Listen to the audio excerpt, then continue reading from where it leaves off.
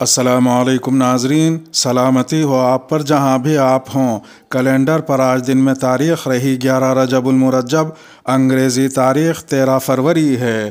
اپنے میزبان راہی حجازی سے انڈیا کی خبریں سنیے۔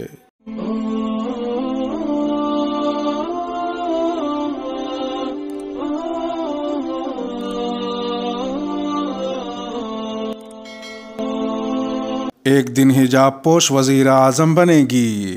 آل انڈیا مجلس اتحاد المسلمین کے سربراہ اسد الدین اویسی نے حجاب معاملے پر ٹویٹ کیا ہے۔ ایک ویڈیو ٹویٹ کرتے ہوئے بیرسٹر اسد الدین اویسی نے کیپشن میں لکھا، انشاءاللہ ایک دن حجابی وزیر اعظم بنے گی۔ ٹویٹ کیے گئے ویڈیو میں بیرسٹر اسد الدین اویسی کہہ رہے ہیں، ہم اپنی بیٹیوں کو انشاءاللہ اگر وہ فیصلہ کرتی ہیں کہ امی ابا میں حجاب پہنوں گی تو امی ابا کہیں گے بیٹا پہن، تجھے کون روکتا ہے، ہم دیکھیں گے۔ حجاب نقاب پہنیں گے، کالج بھی جائیں گے، کلکٹر بھی بنیں گے، businessman S D M بھی بنیں گے، اور ایک دن اس ملک میں ایک بچی حجاب پہن کر وزیر اعظم بنے گی۔ اور ہم اپنی بیٹیوں کو انشاءاللہ تعالی اگر وہ یہ فیصلہ کرتی ہے کہ ابا امی میں حجاب پہنوں گی تو ابا امی پہنے بولیں گے بیٹا پہن، تجھے کون روکتا، ہم دیکھیں گے انشاءاللہ۔ حجاب نقاب پہنیں گے، کالج کو جائیں گے، ڈاکٹر بھی بنیں گے، کلکٹر بھی بنیں گے، ایس ڈی ایم بھی بنیں گے، بزنس مین بھی بنیں گے، اور ایک دن یاد رکھنا تم کانٹ کی جنتا، شاید میں زندہ نہیں رہوں گا، تم دیکھنا ایک دن اس دیش کی پردھان منتری ایک بچی حجاب پہن کے پردھان منتری بنے گی۔ واضح رہے کہ اس سے قبل اسد الدین اویسی نے حجاب معاملے میں پٹا سوامی فیصلے کا حوالہ دیا تھا۔ اسد الدین اویسی نے کہا تھا کہ بھارت کا آئین آپ کو چادر، نقاب یا حجاب پہننے کا حق دیتا ہے۔ پٹا سوامی کا فیصلہ آپ کو ایسا کرنے کی اجازت دیتا ہے، یہ ہماری پہچان ہے۔ میں اس لڑکی کو سلام پیش کرتا ہوں جس نے ان لڑکوں کو جواب دیا، ڈرنے اور گھبرانے کی ضرورت نہیں ہے۔ اتر پردیش میں ایک انتخابی ریلی سے خطاب کرتے ہوئے اسد الدین اویسی نے کہا تھا کہ کوئی بھی مسلم خاتون بغیر کسی خوف کے حجاب پہن سکتی ہے۔ بی جے پی حجاب تک محدود نہیں رہے گی۔ جموں کشمیر کے سابق وزیر اعلیٰ محبوبہ مفتی نے حجاب معاملے پر بی جے پی کو نشانہ بناتے ہوئے کہا کہ مجھے ڈر ہے کہ بی جے پی حجاب تک محدود نہیں رہے گی، وہ مسلمانوں کی دوسری علامتوں پر بھی تنازع کھڑا کرے گی اور ان سب کو مٹانا چاہے گی۔ انہوں نے مزید کہا کہ انڈین مسلمانوں کے لیے انڈین ہونا ہی کافی نہیں، انہیں بی جے پی کا کارکن بھی ہونا ہوگا۔ محبوبہ مفتی نے یہ بھی کہا کہ کشمیر ایک سیاسی مسئلہ ہے لیکن وہ اسے ایک طبقے سے وابستہ کرنا چاہتے ہیں۔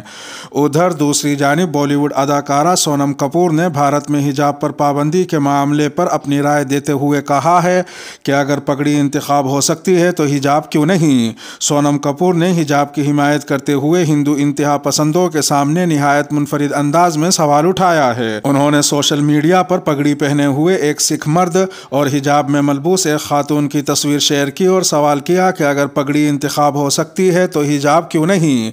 واضح رہے کہ اس سے قبل اپنے متنازع بیانات کے لیے معروف بالی ووڈ اداکارہ کنگنا رنوت نے بھی حجاب معاملے پر اپنا غیر معقول رد عمل دیا تھا۔ کنگنا رنوت نے سوشل میڈیا پر ایک پوسٹ شیئر کی تھی جس میں انہوں نے بھارت میں باحجاب خواتین کی حمایت کرنے والوں پر طنز کرتے ہوئے کہا تھا کہ اگر آپ ہمت دکھانا چاہتے ہیں تو افغانستان میں برقع نہ پہن کر دکھائیں۔ انہوں نے مزید لکھا کہ خود کو پنجرے میں قید نہیں بلکہ آزاد کرنا سیکھو۔ کنگنا رنوت کے اس غیر معقول بیان پر اداکارہ شبانہ اعظمی نے انہیں بھرپور جواب دیا تھا۔ شبانہ اعظمی نے کنگنا کی پوسٹ اپنے انسٹاگرام اکاؤنٹ پر شیئر کرتے ہوئے کہا کہ اگر میں غلط ہوں تو مجھے درست کریں۔ افغانستان ایک مذہبی ریاست ہے اور جب میں نے آخری بار چیک کیا تھا تو انڈیا ایک سیکولر جمہوری ریاست تھا۔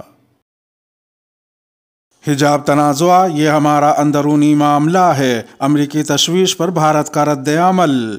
بھارت نے امریکہ سمیت بعض مغربی ممالک کی ملک میں جاری حجاب تنازع پر تشویش کو مسترد کرتے ہوئے کہا ہے کہ یہ بھارت کا اندرونی معاملہ ہے اور نئی دہلی اس سے نمٹنے کی صلاحیت رکھتا ہے۔ واضح رہے کہ مغربی ممالک میں مذہبی آزادی پر نظر رکھنے اور رپورٹ کرنے والے امریکی حکومت کے ایک ادارے انٹرنیشنل ریلیجس فریڈم نے مسلم طالبات کے حجاب پر پابندی کے فیصلے پر کرناٹک حکومت پر تنقید کی تھی۔ بھارت نے امریکی ادارے کی اس تنقید پر ناراضگی کا اظہار اظہار کیا ہے۔ بھارتی وزارت خارجہ کے ترجمان ارندم باگچی نے کہا کہ بھارت اپنے داخلی امور میں مداخلت کی حوصلہ شکنی کرتا ہے۔ انہوں نے ایک بیان میں کہا کہ ریاست کرناٹک کے بعض تعلیمی اداروں میں ڈریس کوڈ کا معاملہ کرناٹک ہائی کورٹ میں زیر سماعت ہے۔ ہمارے ملک میں جو جمہوری ڈھانچہ، طریقہ کار، اخلاقیات اور سیاست ہے، اس میں مسائل کو غور و خوض کے ساتھ حل کیا جاتا ہے۔ ان کے بقول جو لوگ بھارت کو اچھی طرح جانتے ہیں وہ ان حقائق کی مناسب انداز میں ستائش کریں گے۔ بھارتی حکومت نے اس سے قبل بھی بھارت میں مذہبی آزادی سے متعلق امریکی ادارے کی تشویش کو مسترد کیا تھا۔ حجاب معاملے کو بھارت کا اندرونی معاملہ قرار دینے پر بعض مبصرین کا کہنا ہے کہ جب بنگلہ دیش اور پاکستان میں وہاں کے اقلیتوں یعنی ہندوؤں پر ظلم کیا جاتا ہے تو بھارت اپنا رد عمل کس حق کی بنا پر دیتا ہے؟ اس وقت اسے ان کے اندرونی معاملات میں مداخلت کیوں نہیں سمجھا جاتا؟ مبصرین کا یہ بھی کہنا ہے کہ بھارت کو کڑوا کڑوا تھو تھو اور میٹھا میٹھا ہف ہف کی پالیسی سے احتراز کرنا چاہیے اور بھارت میں اقلیتوں بالخصوص مسلمانوں کے خلاف نفرت پھیلانے والوں کے خلاف سخت کارروائی کرنی چاہیے تاکہ بھارت کی شبیہ دنیا میں خراب نہ ہو۔ عامر خان اور سلمان خان مسکان کو دیں گے 5 کروڑ، فیک نیوز۔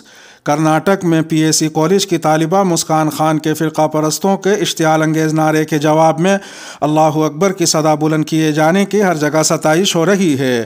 کئی تنظیموں نے مسکان کی بہادری پر انہیں اعزاز سے نوازا ہے۔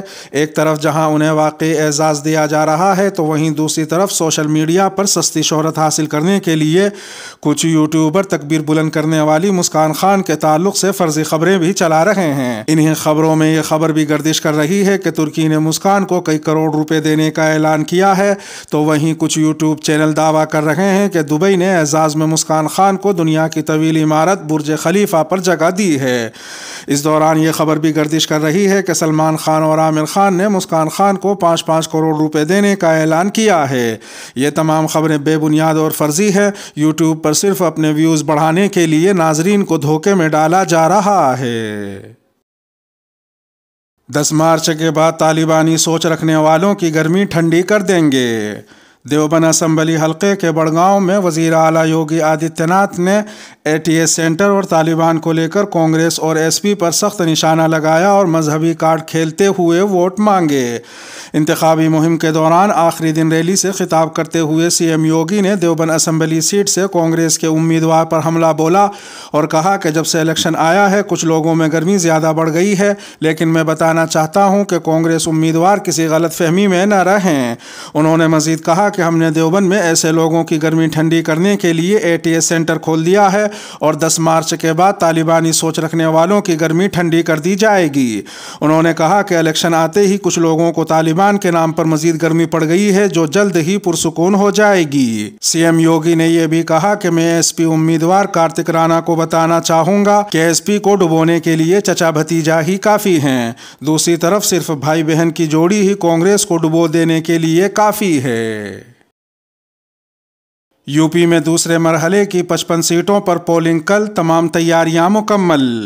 اتر پردیش میں دوسرے مرحلے کی پولنگ پیر 14 فروری یعنی کل ہوگی اور اس کے لیے تمام تر تیاریاں مکمل کر لی گئی ہیں۔ اس مرحلے میں 9 اضلاع کی 55 اسمبلی سیٹوں پر ووٹنگ ہوگی۔ پولنگ کے دوران حساس حلقوں میں بجنور، نگینا، دھامپور، دیوبند، رامپور منیاران، گنگو، سنبل اور اسمولی کو شامل کیا گیا ہے۔ واضح رہے کہ سیاسی جماعتوں کے درمیان بظاہر دشمنی، جرائم پیشہ افراد کی موجودگی، فرقہ وارانہ اور ذات پات کے تناؤ کی صورت میں کسی حلقے کو حساس قرار دیا جاتا ہے۔ اس مرحلے میں 9 اضلاع سہارنپور، بجنور، مراد آباد، سنبھل، رامپور، امروہہ، بدایوں، بریلی اور شاہجہاں پور کی ان سیٹوں سے 586 امیدوار میدان میں ہیں۔ اس مرحلے میں پولنگ والے علاقوں میں مسلمانوں کی بڑی آبادی ہے اور مذہبی اہمیت کے حامل 2 شہر بریلی اور دیوبند میں بھی ووٹنگ ہونے جا رہی ہے۔